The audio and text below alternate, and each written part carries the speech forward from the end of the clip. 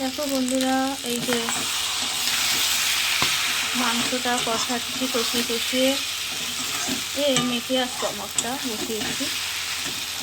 কষাচ্ছি, কষানোটা হয়ে গেছে। অল্প অল্প জল দিয়ে কষাচ্ছি।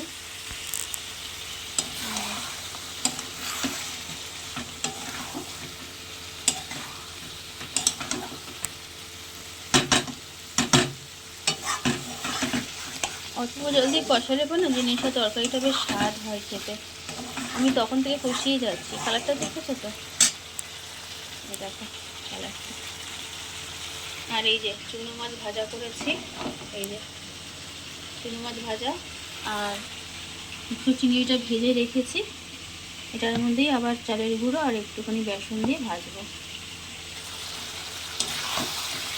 ঠিক আছে বন্ধুরা, এই যে কুসো চিংড়ি করছি, তার মেখে রেখেছি বড়া করছি, যে বসিয়েছি।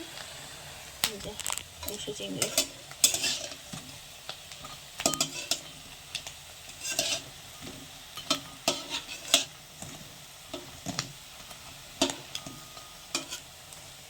আরও লাল লাল হবে ভাজাটা। এই বড়াটা খেতে এত ভালো লাগে না। ঠিক আছে বন্ধুরা, রাখলাম।